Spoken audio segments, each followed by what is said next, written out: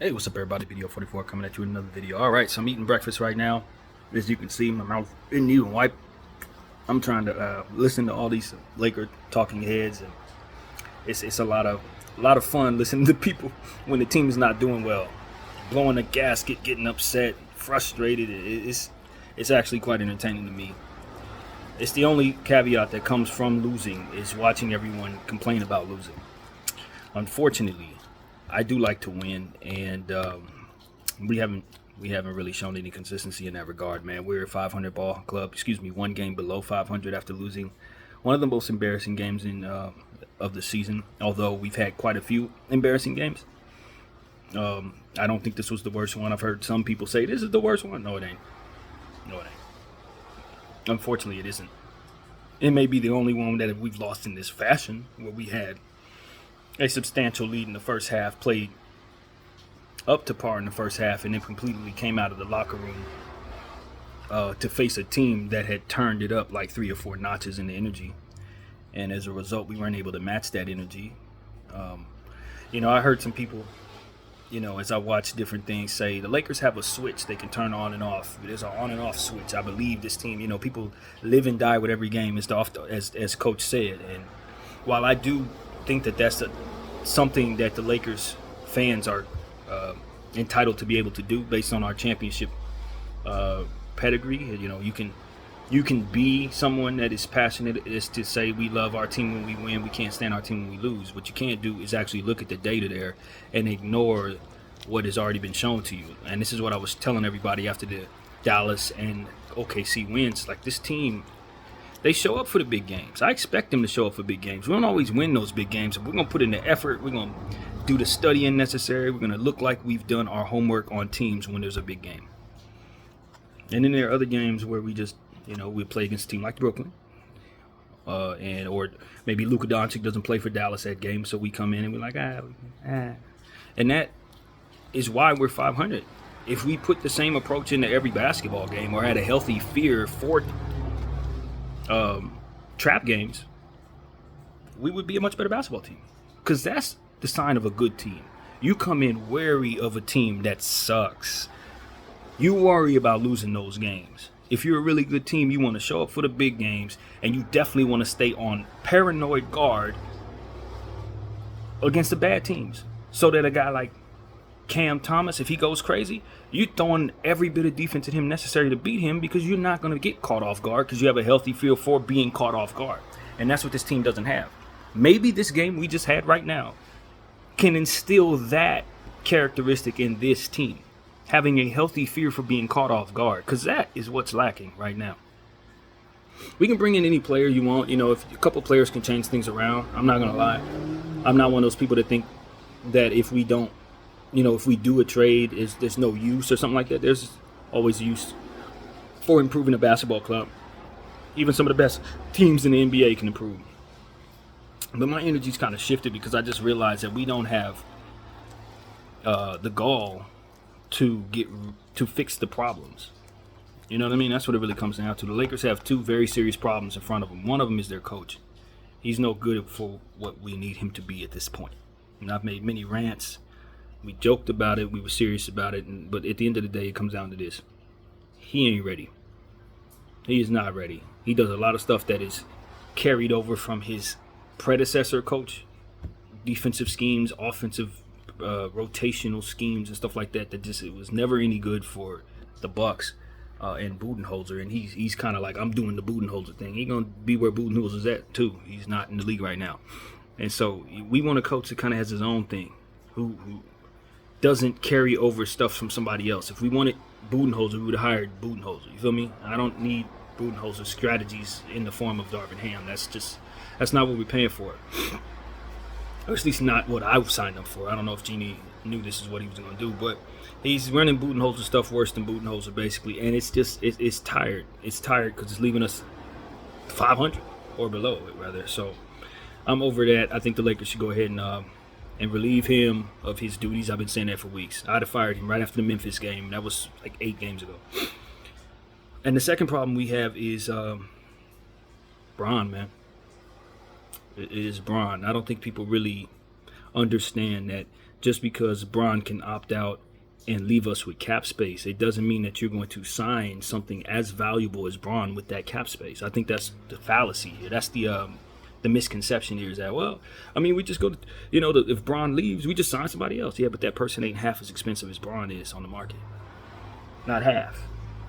So, people are afraid to fix problems. The problem that you have right now is the uncertainty of whether or not you're going to lose Bron for nothing. You can't afford to. You can't afford to. And this whole unspoken rule about not trading Bron, because dare anybody trade Bron, is in control of that. Bron's in control of that by saying, you know what? Yes, my son's coming into the league, but I don't have a problem with him being an opponent. That's what I need to hear from LeBron James. Keep me from thinking it's the most responsible thing for me to do, to trade him. Because otherwise, he's going to take his value and it's going to evaporate into nothing. I'm going to sign somebody or trade for somebody that'll make up that cap space, and we're not going to have the value that Bron's going to be taking with him. You see what I'm saying? That value goes into somebody else's locker room. And now they have 5 picks worth of player playing for them. As long as he's here helping us win championships or gives us the opportunity to win championships, of course you want him here if you got a chance of keeping him. But right now, the chance of us keeping him doesn't seem very high, given the fact that we don't have the best line drive to his son's draft pick. So I feel like I'm sitting here standing on the tracks waiting for the train to run me over. That's how I feel as a Laker fan. It's like, yo, he's about to bounce, fam. This is not one of them situations where you get to say, well, maybe he won't. He left his home team. He left Miami to go back to his home team just to leave them again to come to us. He's not the guy that's going to say, I'm loyal to the Lakers. Why? He's given us 7 years in an NBA championship. He ain't got to be loyal to us. And half the time we didn't even keep good stuff around him and gave him a good coach the whole time he's been here. He has more than enough reason to get the hell out of here without his son coming into the league. But since his son is coming into the league, he done already told us 4 or 5 years ago to... Believe me, if he wanted to catch us off guard with this, he wouldn't have told us this. He wouldn't have told the world that he was going to leave to go play with his son. He told us so that we would have an opportunity to save ourselves. And if people don't see that for what it is, then it's your fault. You can't blame him. And that's the problem. I think people are worried about the posturing of what it looks like to do certain things. What it looks like if I fire another coach. What it looks like if I trade LeBron James. Fam, what does it look like if you don't? If you keep this coach and the team ain't good enough and you finish the season with LeBron James and he doesn't make the playoffs, of course he's going to have even more incentive to leave you. As if there's not enough. It's his son, of whom he almost lost early before the season started with the heart thing. So for me, it's like, yo, if y'all don't see the writing on the wall that this guy has every reason to leave you, and if you can't force Bronny James to your team, if you can't secure him to your team, then you are literally letting LeBron James, one of the most valuable pieces in the NBA, if not the most valuable piece in the NBA, leave your organization to no recoup for that value. And fam, that's going to leave you with bad basketball players somewhere on your roster, because you ain't going to have the value to make up that. You're not going to have the picks to be able to trade to get out of certain things. And what happens with Anthony Davis? You think he just wants to sit on a mediocre Laker team with half its value skedaddling out the door? I think not. So it's like, I'm not on the train of just trade LeBron James to be trading him. But under these circumstances, somebody has to point out something that I'm not seeing in order for me to see anything other than that being the only choice I have at making sure that I have a team that doesn't suck for many years going forward.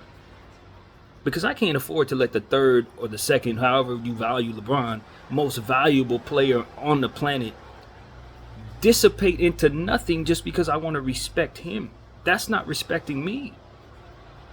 Do you understand what I'm saying? I got to respect my team. I got to respect the path we're on. We're trying to win the NBA championship number 18.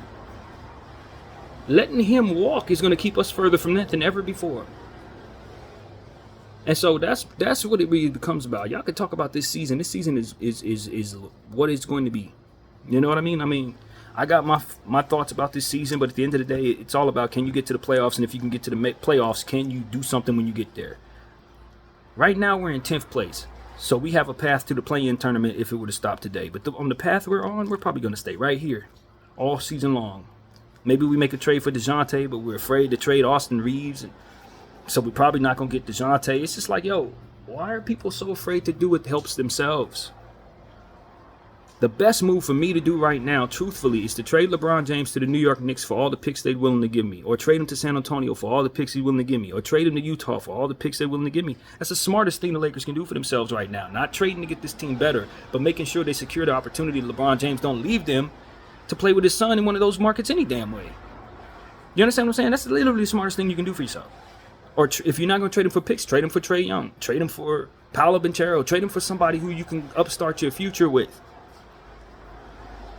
Not because you're tired of LeBron James like a lot of people are, you know, it's not a personal thing. I support him wanting to play with his son, and I hope that in the perfect world, his son doesn't have to leave Los Angeles because he's playing for us. I want Bronny on my team. I like the piece he is. Athletic, small guard, plays defense, gets others involved, pure jumper. I like the player. But we've already been down the path of the Lonzo Ball. That's the problem with that. We passed on people we shouldn't have passed on to bring in a guy for reasons that didn't have anything to do with real basketball. We wanted to be a part of the Lonzo Ball train, the LeVar. We were, you know what I mean? We were on that, and we let De'Aaron Fox go by the wayside. We let Jason Tatum go by the wayside. Decisions that looked bad that day that look even worse now. I don't know that we're the franchise that probably wants to go that route, to take a first-round pick and get a guy 3 times more than what he's worth. You know what I mean? Like whoever's probably going to draft Bronny's going to be doing. You know, that's probably what they're going to have to do. They're going to have to take him with like the 7th overall pick or something like that. You know what I mean? Just to secure that LeBron James is on their team. We ain't going to have that pick. That pick goes to New Orleans. You see what I'm saying? We're not going to be able to trade for that pick because it's one of the most valuable picks in the league. And so for me, it's like, nah, we can't secure Bronny being a Laker because there's going to be other bidders. Miami already wants him. San Antonio's already interested. You know what I mean? So these are teams that have the money to pay LeBron James without getting rid of what they have. They can trade picks and get salary off their team to create opportunities. We don't have that. What we have is a mediocre basketball club that LeBron James is on, having experienced the Laker experience for the last 7 years, so it ain't like he's excited about doing this. A nomad who's been on 3 different teams, twice with one, happened to be his home state team. We left twice. So it's like, if you don't think he'll leave you, you're not paying attention. You're not paying attention. And you're posturing for the wrong reasons. We don't want to look like the team that traded LeBron James. You're going to look like the team who he walked on, who knew what was going to happen. Cleveland didn't know he was going to leave that first time. If they would have knew, they would have traded him so they can got the value that ultimately he was worth. You think the owner of the Cleveland Cavaliers was writing that horrible letter just to be writing it? No, that value left. He couldn't recoup that. His team was trash after that. He didn't get good until he came back. You understand what I'm saying? So it's like, these are the type of things the Laker fans, I don't know that we're really considering, because it's almost like, Bron ain't leaving. Why not? Why not? We're talking about his son. We're not talking about just him deciding he don't want to play for you no more. We're talking about his seed, fam. He got a whole wife that he needs to keep happy as well. You think he ain't going to, like, seriously. So, for me, it's like, yo, man, I'm not going down this path with LeBron James, and I thank LeBron James for letting me know I don't have to, by letting me know this 4 years ahead of time so I can prepare myself for this. I'm prepared now. We got about a month to trade him. I'm going to sit down with LeBron James if I'm Jeannie Buss, and I'm going to see where his head's at in regards to trying to get his son here. If his son is not somebody we can secure, will be a Laker by way of whatever channels possible, I'm trading LeBron James, and I'm saving myself. I'm going to get picks for him, or a player like Trae Young for him. And I'm going to have a future that can secure Anthony Davis is not playing by himself next season. I'm going to fire this weak coach because he ain't no good, and I'm going to bring myself a better coach at the end of the season. You understand what I'm saying? So we can go forward with either the rebuilding process or a much younger timeline, for which we should have picks and players and all different types of stuff that makes up the value of LeBron James. And I'm going to thank LeBron James. I'm going to retire his jersey. We're going to have a whole party for him and all that. We're going to thank him for the championship. We're going to do it the right way, but it ain't going to be me just letting him walk out the door when he warned me. Unlike them other teams that he left, he gave me the respect of warning me that he was about to bounce years beforehand. It's like, nah, I'm not going to look at that as him doing me wrong. He did right by us. And now we have to save ourselves. And it ain't like he gonna come into the office and say, yo, y'all better trade me because I'm bouncing. That doesn't benefit him or his brand. But he did let you know 4 years ago what was popping. And if you want to act like you don't know, then you're gonna get hit by the bus that you knew was coming. I'm not getting hit by the bus I know was coming, fam. I'm getting out the damn way. And so that's what I'm saying to the Lakers, man. This ain't the time to be sitting around trying to figure out how to make this team better. It's not. This is the time to try to figure out how much you can get for LeBron James. And you move him and you get back everything you can for him. And that is what time it is. Because he is going to opt out. And in the event that he does opt out, we had the heads up. We knew. And I'm telling you, man, it's not harmless that he walks. That's what people need to really, really believe. It's not harmless that he walks. That is a lot of stuff that you will not have going out the door. That's the problem with that. If they gave you some type of cap relief exception, or you get a draft pick for a player leaving or something like that, like they do with the when someone gets hurt for the season and you can get $7 million for it. If they had something like that, then we'd be like, okay, it's a different book. That's not what we're reading here. What we're reading here is arguably the most valuable player in basketball, on and off the court, is leaving. And what you get back is just the cap space he's leaving behind to what you're going to give to somebody who ain't a fourth as valuable as him. And so that is really what it comes down to. It's not like Luka Doncic is coming up saying, yo, I'm going to sign with the Lakers as soon as LeBron leaves. Or Giannis is saying, yo, I'm going to sign with the Lakers as soon as LeBron leaves. Because that's the only thing that makes that okay. Other than that, you ain't got no path to that type of value, fam. It's not coming. And with us having the infrastructure issues that we've had without LeBron James, considering what he saved us from and how bad we looked, we can't afford to just move forward in a rebuilding stage. People need to be self-aware as to know they're not the greatest at what they do, man. In the front office, y'all ain't, you know what I'm saying? Nah, fam. Y'all solid and getting better, but y'all not like the gurus of rebuilding to where he can just leave and you're going to be fine. You're not. You're going to be really bad, man. You're really bad with him. You're under 500 right now. And he's been healthy all season long, so what the hell you think you're going to be with your decision-making when he walks for nothing and you don't have nothing to return for him? It's like, yo, I don't know what everybody else is thinking about, but I'm thanking LeBron James for letting me know.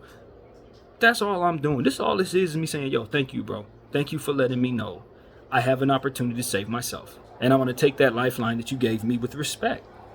And I'm going to trade you because you gave me the heads up. If you were so against being traded, you would never give me the heads up. And that's what the unspoken truth is that I don't think many people even damn get. If he was so offended by being traded, he would never have released the information that he wants to play with his son, knowing damn well that it would be in the Lakers' best interest to trade him upon that year. He's smart, fam. So for me, it's like he gave us a heads up. He respected us enough to let us know. And we were not a great team when this year came around. You see what I'm saying? It's not like we have a great team right now to where he has to really consider getting the hell out of here. We are a under 500 ball club right now with everyone healthy. So it's like, nah, he doesn't have incentives to stay here. He's not moved by purple and gold. He did that already. You feel me? He did that already. He's done it. Lived in there, done that.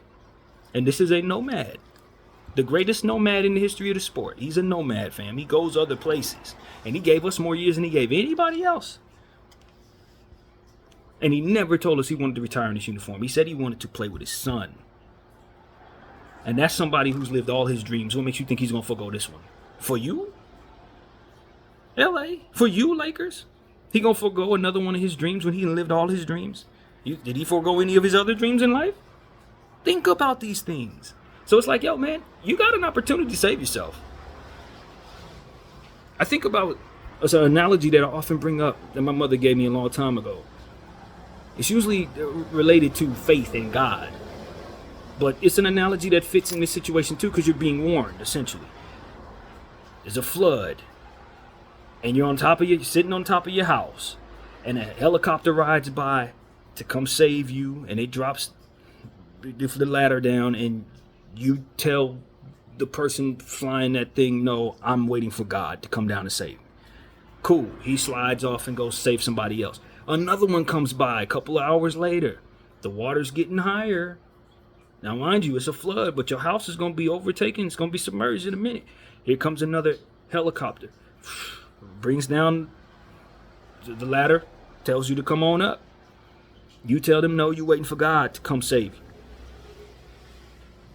It goes and saves somebody else. Another one comes by. Now the water is right up. You can see it. Your feet are in water. You're standing on top of your house, but the whole house is submerged and there's nothing else to do but for you to be swept away. This is your last chance. Helicopter comes by, sends down the ladder, tells you, get on here. This is your only chance of being saved. And you tell them no, you're waiting for God to come get you. And of course, he goes by and saves somebody else. You get submerged, drown, get to heaven. You know what God says? You sit up there and say, God, why didn't you save me? He said, I sent you 3 helicopters. This is that. LeBron is sending you 3 helicopters, fam. You have an opportunity to save yourself, LA. Y'all can sit in denial. It ain't going to change the reality. You can sit up here and say he's not going to leave. It ain't going to keep him here. And the show ain't going to be your great play.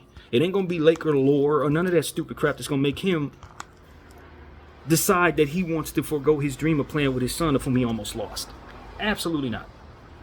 He don't have but 5 more minutes to play. I can see if he had like 10, 12 seasons left ahead of him, but he's already 40 this year. So how many more years does he have an opportunity to do this? People got to really see what time it is, man. Stop worrying about the short term and start looking at how bad you're going to be in the long term because of this crap. And everybody may have an idea, well, if we trade Bron, how are we going to get a championship?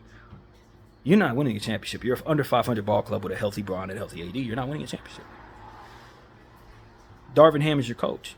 He's running drop coverage, leaving three-point shooters open in the three-point era. You're not winning a championship. DeJounte Murray's not going to win you a championship.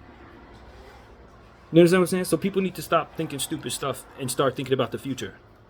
Or they're going to be the ones blamed for why this all goes bad. And rightfully so, because you had 3 helicopters come by to help you save yourself. It ain't disrespectful to LeBron James to trade LeBron James when he's telling you, essentially, you had better trade me. Because I'm going to go play in Utah or Orlando or Memphis with my son. And look, if y'all don't take this lifeline, what message are you sending Anthony Davis? He needs to be in the meeting.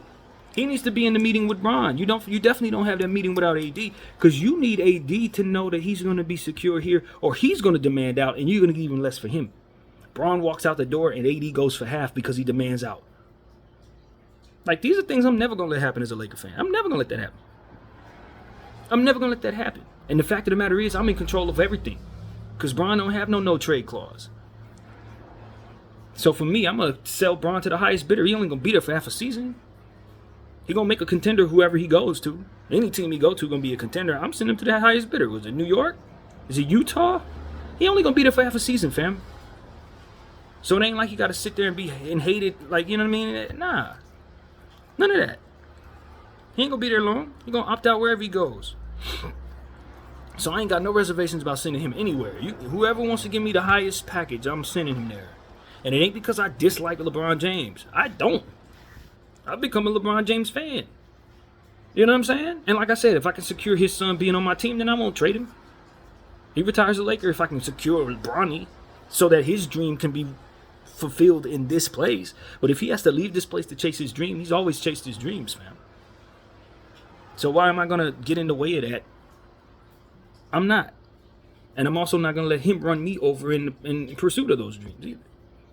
That's irresponsible of me. And it defeats the purpose of him letting me know that I didn't have to do it. By letting me know 5 years ago he was going to do this. So I don't see nothing wrong with trading him, man. I really don't. It's not that I want to do it. In fact, I don't particularly want LeBron James off my team. But he's about to leave for nothing, fam. And I'm not letting that happen if I'm in control of this thing. It's not happening. I respect myself too much to let that happen. You understand what I'm saying? I'm not going to let that happen. You go chase your dreams, I'm going to chase my rebuild. I'm going to make sure that I secure Anthony Davis being on a team that doesn't suck next year. We're going to be better next year because of what I do, because I'm going to build something better than what we have right now because we're under 500. And I have an opportunity to trade LeBron James for those pieces. That's it. So for me, it's like, yo, there's a lot of different ways things can go. LeBron James could get hurt. LeBron James could help us win a championship. AD could get hurt and it could all be left. It's a lot of different things that could go wrong in the second half of the season. But if you let that trade deadline pass and you don't trade that dude, he didn't told you what he gonna do. He told you. So, you know what I'm saying? I prefer LeBron and Laker Nation and Laker Nation to continue to be tight going forward. I don't like a world where Shannon Sharpe is rooting for another team. I personally like him being a Laker fan. It makes me happy hearing him say us. And I know that doesn't continue because he's going to follow LeBron. You know what I'm saying? All of that. All my LeBron fans, I still want you to be a part of Laker Nation, fam. But that's not under my control anymore. What I got to do is make sure that my team don't suck, fam. That's what I got to do. It ain't disrespectful at all for me to move on from you to save me. It's not. So that's what I'm saying to all of y'all, man. I'm a Laker fan. I've been a Laker fan all my life. I don't know a world where the Lakers aren't the team I'm rooting for. I rooted through the Sacre years, through Troy Murphy. You know what I'm saying? I haven't seen it all, man. It's nothing to move on. It's nothing to move on, fam. And I think we did good. I mean, I wish we would have made better decisions. That whole Westbrook thing set us back. You know what I'm saying? Letting players, kind of get traded away for nothing, that kind of thing did not help.